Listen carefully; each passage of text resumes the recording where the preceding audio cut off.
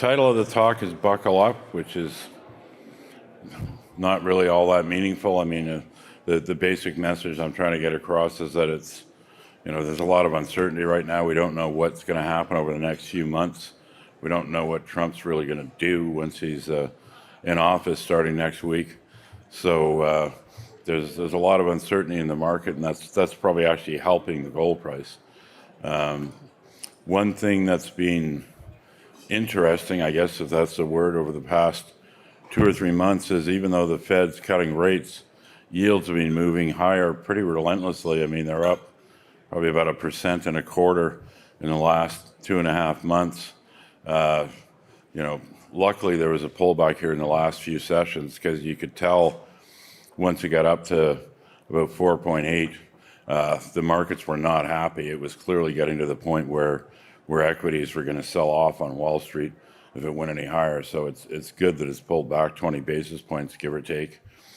The other thing that's been a bit odd lately is the cross-asset correlations that you normally see have not been operating the way they normally do the last few months.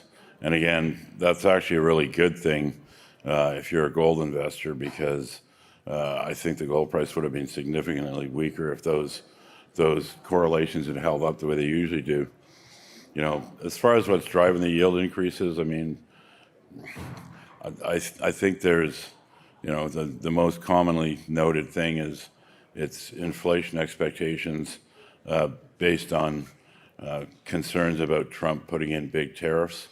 I think that's definitely probably the main reason. I don't know if it's the only reason. There's a couple of other things it could be as well, but that's probably the main thing. Like I said, when I said the title's Buckle Up, Trump's talking about doing all kinds of crazy stuff, and who knows what's actually going to happen here. Last time around, he talked about all kinds of crazy stuff, but he didn't actually do most of it. I think the difference between last time and this time is he had a much stronger set of, he had a much stronger cabinet last time around. People were able to talk him off the ledge and talk him down from some of the crazier stuff. I would submit that he's got a much weaker cabinet this time around. So I don't know if those guys are going to be able to talk him out of his crazier ideas or not.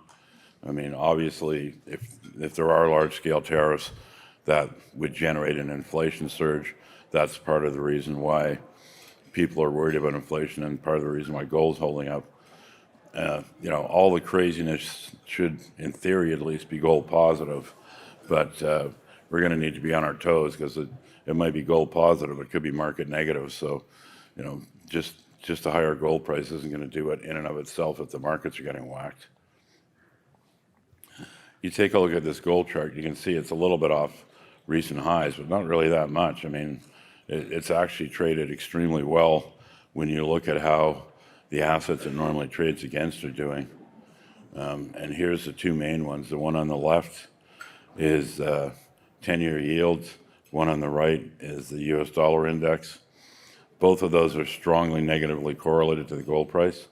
It's quite impressive the gold's held up as well as it has when you look at these two charts, because if we had the normal correlation that you see most of the time, gold would probably be $200 or $300 lower right now than it is. So I'm quite happy with the way gold's trading personally. Why the outperformance? I think some of it is, I think there is continued central bank buying. It was noted recently that the Bank of China was actually back in the market in December. They've been out of the market for several months, and I think a few other central banks are also still on the buy side. That's helping the gold market for sure. And again, inflation expectations have jumped mainly because of the tariff talk. I think there's also a fair amount of buying outside the U.S. Basically, people that are non-U.S. dollar currency holders. All of those currencies have gotten whacked pretty hard in the last 2 or 3 months. But that's in their currency, that's good for the gold price. Gold's done well, very well in most, it's done well in the US dollar, but it's done extremely well in a lot of secondary currencies. And some of it is just uncertainty, I think. all of these things have been supporting gold prices, and I think gold will continue to be fine.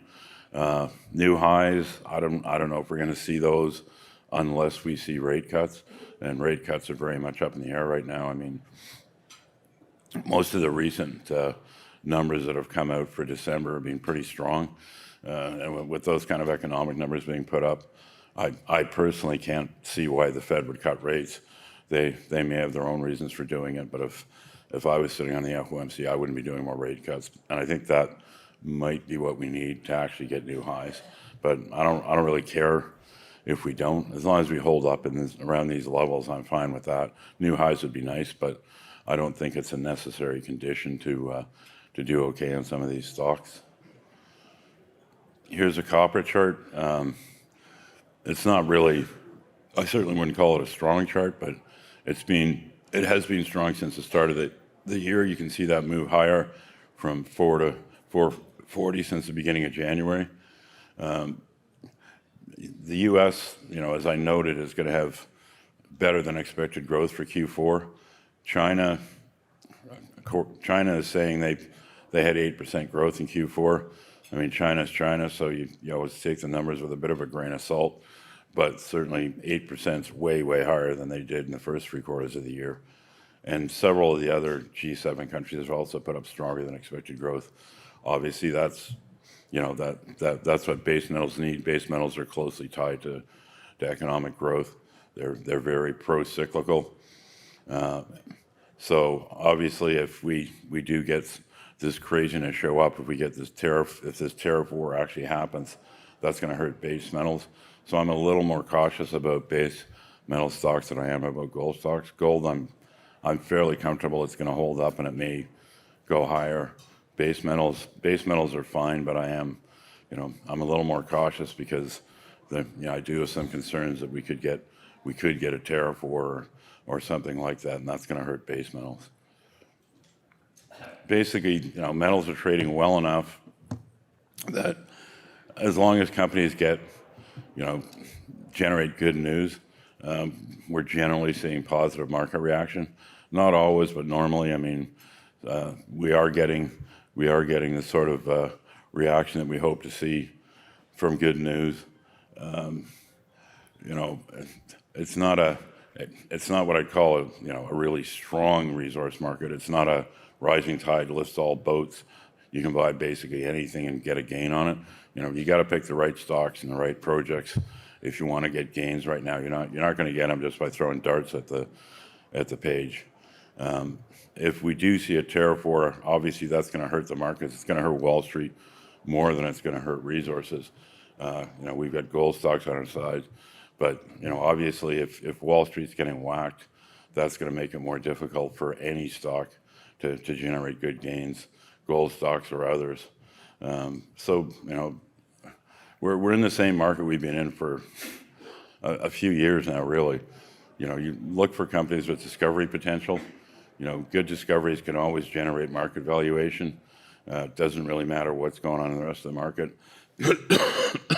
Obviously, in a good market, you're going to get more valuation, but even in a relatively weak market, you'll get good valuation gains from a discovery. So, I mean, I basically look for companies that I think have discovery potential.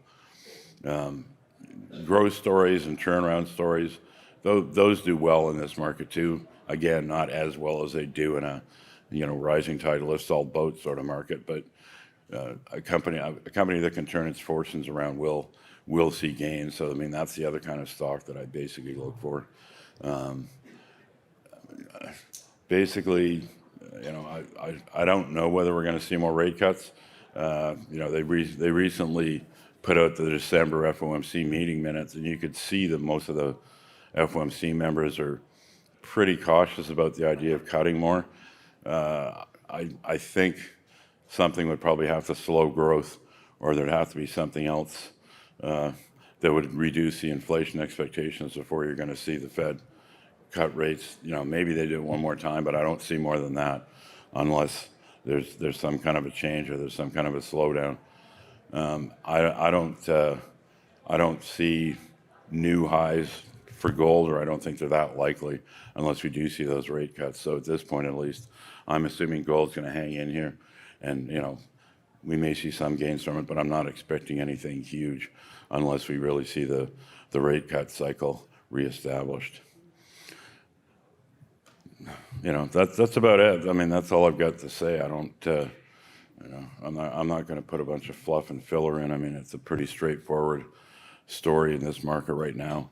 Look for discoveries, look for companies that can turn things around and have set out a good growth path that it looks like they can implement.